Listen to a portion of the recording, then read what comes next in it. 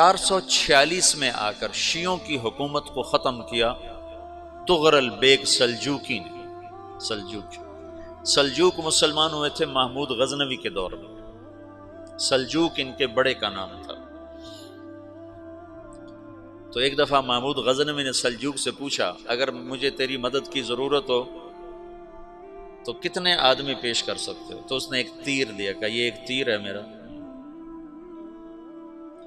کسی کو یہ تیر بھیج کر میرے علاقے میں بھیج دو تو چند گھنٹوں میں 1,00,000 تلواریں تیرا پہرا دینے کے لیے تیار ہوں، میرے پاس اتنی طاقت ہے۔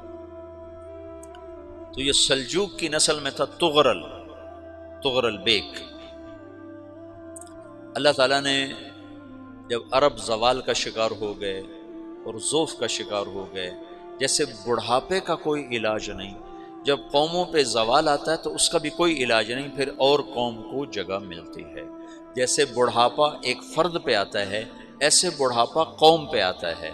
قوم کا بڑھاپا جوانی میں نہیں لوٹ سکتا، جیسے فرد کا بڑھاپا جوانی کی طرف نہیں لوٹ سکتا، قوم کا بڑھاپا جوانی کی طرف نہیں لوٹ سکتا، کوئی علاج نہیں، نئی نسل کا آنا ہی علاج ہے۔ تو عرب دھل چکے تھے، 600 سال بہت ہوتے ہیں حکومت کو، اپنی صفات گم کر چکے تھے، اب نئے خون کی ضرورت تھی۔ طغرل بیگ پہلا شخص تھا جس نے آ کر اہل سنت والجماعت کو استحکام بخشا، شیعوں کی حکومت کو ختم کیا، بغداد سے، شام سے، ان سارے علاقوں سے۔ صلاح الدین ایوبی نے اسماعیلی شیعہ کی حکومت کو ختم کیا، مصر۔ العاضد ان کا آخری خلیفہ تھا۔ صلاح الدین ایوبی نور الدین زنگی رحمۃ اللہ علیہ کا پروردہ تھا، اس کا دوست تھا، اس کے دوست بھی تھا، بچہ بھی تھا اس کے سامنے، زیادہ لکھنے پڑھنے کا شوق تھا۔ پھر اللہ تعالیٰ نے اس سے کام لیا اور اس کو مصر کا گورنر بنا کے بھیجا، مصر کی مدد کے لیے بھیجا۔ تو وہاں اس نے صلاح الدین ایوبی نے وہاں ختم کیا، طغرل بیگ نے یہاں ختم کیا۔ تو پھر سلجوق جو تھے نا یہ اقتدار میں آئے، ادھر ختم ہو گئی سلطنت بنو عباس کی، مصر ایک چھوٹی سی ترکوں کی سلطنت۔ تو اللہ تعالیٰ پھر مرکزیت کے لیے ایک نظام چلایا، دو لشکر آپس میں لڑ رہے ہیں ایک میدان میں، ایک جنگلی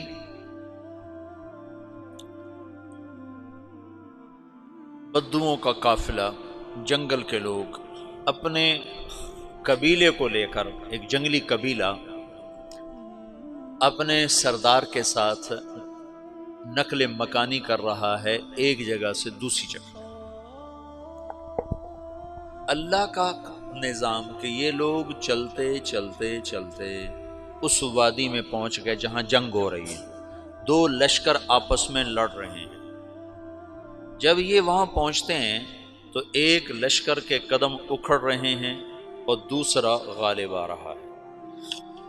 ان کو نہیں پتا شکست کھانے والے کون ہیں اور فتح پانے والے کون ہیں، ان کو نہیں پتا۔ اس جنگلی قبیلے کے سردار کا نام بھی طغرل ہے، طغرل۔ تو یہ سردار کہتا ہے جو شکست کھا رہے ہیں ان کی مدد کرو، کچھ پتہ نہیں کون ہے، کہتا جو شکست کھا رہے ہیں ان کی مدد کرو۔ تو 400 وحشی جنگلیوں نے فاتح لشکر کے پیچھے حملہ کر دیا۔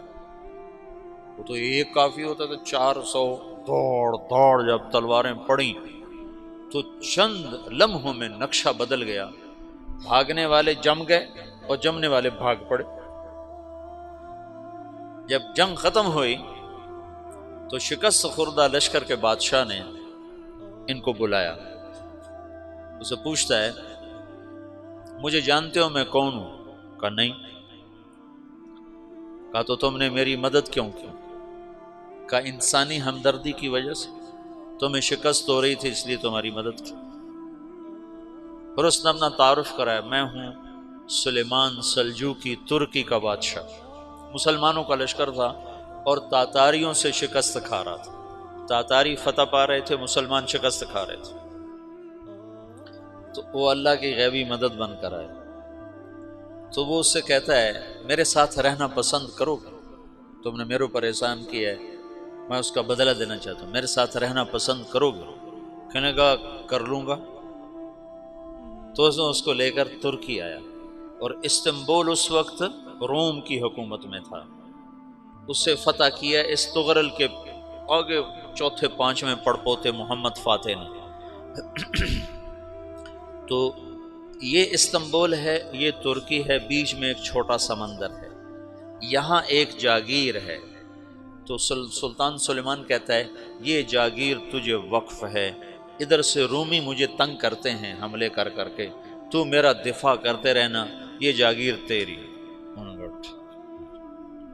یہ اس جاگیر پہ اس نے اپنے قافلے کو آباد کر دیا، اپنے قبیلے کو، اور ایک چھوٹی سی حکومت بنا لی، جو ایک صوبہ سمجھو، سلمان سلجوقی کا وہ ایک چھوٹا سا صوبہ ہے۔ وہاں جب یہ رہ پڑا تو پھر یہ ایک شیخ کے بیعت ہوتا ہے، وہاں شیخ طریقت ہے، ان کے یہ بیعت ہونے جاتا ہے، وہ اس کو رات اپنے پاس ٹھہراتا ہے، تو ایک کمرے میں ان کو ان کا خادم ٹھہراتا ہے۔ یہ جب کمرے میں جاتا ہے تو سامنے دیوار میں طاقچے پر قرآن پڑا ہوا ہے، تو یہ تغرل بیگ کہتا ہے یہ کیا ہے، یہ کیا ہے؟ تو وہ خادم کہتا ہے یہ کتاب اللہ ہے، قرآن ہے۔ اچھا، وہ اس کو وہاں چھوڑ کے باہر چلا جاتا ہے۔ وہ دیہاتی آدمی، جنگل کا رہنے والا، پہلی دفعہ زندگی میں قرآن دیکھا، وہ کہتا ہے یہ قرآن ہے، اللہ کی کتاب ہے، میں اللہ کی کتاب کے سامنے سو جاؤں، کتنی بے ادبی ہے۔